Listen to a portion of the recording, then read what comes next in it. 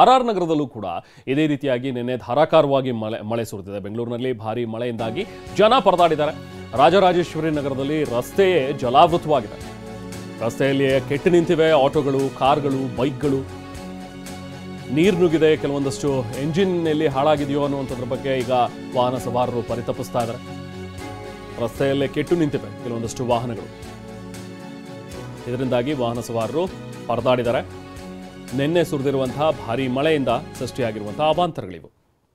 ನೋಡಿ, ದೃಶ್ಯದಲ್ಲಿ ಗಮನಿಸ್ತಾ ಇದ್ದೀವಿ. ನಾಗರಬಾವಿಯಲ್ಲಿ ಹಾಗೆ ಆರ್ ನಗರ ಭಾಗದಲ್ಲಿ, ರಾಜರಾಜೇಶ್ವರಿ ನಗರದಲ್ಲಿ ರಸ್ತೆ ನೀರಿನಿಂದಾಗಿ ಆವೃತವಾಗ್ಬಿಟ್ಟಿತ್ತು. ನೋಡಿ, ಇಲ್ಲಿ ಒಂದೊಂದು ಅಡಿಯಷ್ಟು ನೀರು ನಿಂತಿದೆ.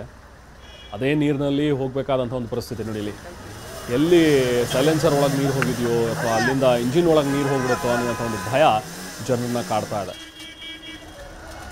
ಅಲ್ಲಲ್ಲಿ ಕೆಟ್ಟು ನಿಂತಿರುವಂಥ ವಾಹನಗಳನ್ನು ಈಗ ಸರಿಪಡಿಸ್ಕೊಂಡು ಆ ವಾಹನಗಳನ್ನು ತೆರವು ಮಾಡುವಂಥ ಒಂದು ಕೆಲಸ ನಿನ್ನೆ ರಾತ್ರಿಯಿಂದಲೇ ಆಗಿದೆ. ಒಂದರ್ಥದಲ್ಲಿ ಬೆಂಗಳೂರಿನಲ್ಲಿ ರಾತ್ರಿ ಒಂದಷ್ಟು ಕಡೆಗಳಲ್ಲಿ ಒಂದಷ್ಟು ಜನ ಜಾಗರಣೆ ಮಾಡುವಂಥ ಒಂದು ಪರಿಸ್ಥಿತಿ ನಿರ್ಮಾಣವಾಗಿತ್ತು.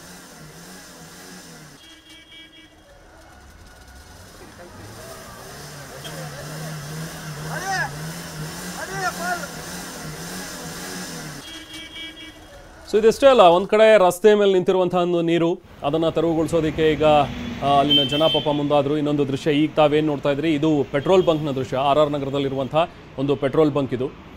ಇಲ್ಲಿ ಬಂಕ್ಗೂ ಕೂಡ ನೀರು ನುಗ್ಗಿತ್ತು. ಈಗ ಅಟ್ಲೀಸ್ಟ್ ಸ್ವಲ್ಪ ನೀರನ್ನು ತೆರವುಗೊಳಿಸಿದ್ದಾರೆ. ಬಟ್ ಆ ಬಂಕಿಗೆ ನೀರು ನುಗ್ಗಿದ್ರಿಂದಾಗಿ ಕೆಳಗಡೆ ಒಂದು ಸಂಪ್ಗಳು ಏನು ಮಾಡಿರ್ತಾರೆ, ಟ್ಯಾಂಕ್ ಏನು ಮಾಡಿರ್ತಾರೆ, ಪೆಟ್ರೋಲ್ ಟ್ಯಾಂಕ್, ಅದರೊಳಗೂ ಕೂಡ ನೀರು ಸೇರಿಕೊಂಡಿದೆ ಅನ್ನುವಂಥದ್ರ ಬಗ್ಗೆ ಪಾಪ ಅಲ್ಲಿನ ಸಿಬ್ಬಂದಿ ಈಗ ಪರಿತಪಿಸ್ತಾ ಇದ್ದಾರೆ. ಬಂಕ್ನಿಂದ ಈಗ ನೀರನ್ನು ಹೊರ ಹಾಕಿದ್ದಾರೆ. ಸದ್ಯಕ್ಕೆ ಅದನ್ನು ಕ್ಲಿಯರ್ ಮಾಡೋದಕ್ಕೆ ಅಂಥೇಳಿ ಅಲ್ಲಿನ ಸಿಬ್ಬಂದಿನೇ ಮುಂದಾಗಿದ್ದಾರೆ. ಅಲ್ಲಿಗೆ ಬಂದಂಥ ಒಂದು ವಾಹನ ಸವಾರರು ಸದ್ಯಕ್ಕೆ ಅಲ್ಲಿ ಪೆಟ್ರೋಲ್ ಹಾಕೋದಕ್ಕೆ ಆಗ್ತಾ ಇಲ್ಲ. ಸೊ ಹಾಗಾಗಿ ಅಲ್ಲಿ ಪೆಟ್ರೋಲ್ ಸಿಕ್ಕಿಲ್ಲ. ಅಲ್ಲಿಂದ ಮತ್ತೆ ಮುಂದಕ್ಕೆ ಹೋಗಿದ್ದಾರೆ ಕೆಲವೊಂದಷ್ಟು ವಾಹನಗಳೆಲ್ಲರೂ ಕೂಡ. ಆರ್ ನಗರ ಸರ್ಕಲ್ ಬಳಿ ಇರುವಂಥ ಪೆಟ್ರೋಲ್ ಬಂಕ್ ಇದು. ಹೋಟೆಲ್ನಿಂದ ಸುರಿದಿರುವಂಥ ಒಂದು ಮಳೆಯಿಂದ ಪೆಟ್ರೋಲ್ ಬಂಕು ಕೂಡ ಒಳಗಡೆ ನೀರು ನುಗ್ಗಿತ್ತು. ಅದನ್ನೇ ಈಗ ತೆರವುಗೊಳಿಸಿದ್ದಾರೆ.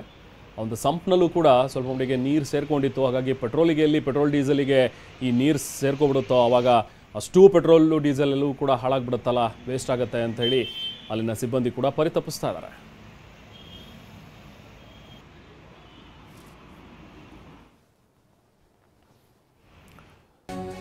ಸೊ ಹಾಗೆ ನಿನ್ನೆ ಬಂದಂತಹ ಗಾಳಿ ಮಳೆಗೆ ಬೆಂಗಳೂರು ಜನ ಹೈರಾಣ ಆಗ್ಬಿಟ್ಟಿದ್ದಾರೆ. ಬಿರುಗಾಳಿ ಸಹಿತ ಮಳೆಗೆ ವಿದ್ಯುತ್ ಕಂಬಗಳು ಧರಾಶಾಹಿಯಾಗಿವೆ, ಮರಗಳು ಬಿದ್ದಿವೆ. ನೋಡಿ, ಈ ದೃಶ್ಯಗಳನ್ನು ನೋಡ್ತಾ ಇದ್ರಿ. ಇದು ದೀಪಾಂಜಲಿ ನಗರದಲ್ಲಿ ಬಿದ್ದಿರುವಂಥ ಒಂದು ಮರ. ಇದು ವಾಹನಗಳು ಜಖಮಾಗಿವೆ. ನೋಡಿ, ಒಂದು ಟಿ ಮೇಲೆ ಮರ ಬಿದ್ದಿದೆ. ಆ ಟಿ ಸಂಪೂರ್ಣವಾಗಿ ನಜ್ಜುಗುಜ್ಜಾಗಿರುವಂಥದ್ದನ್ನು ನೋಡ್ತಾ ಇದ್ದೀವಿ. ಇನ್ನೊಂದು ಕಡೆ ಕೆಂಗೇರಿಯ ದೃಶ್ಯಗಳನ್ನು ಗಮನಿಸ್ಬೋದು.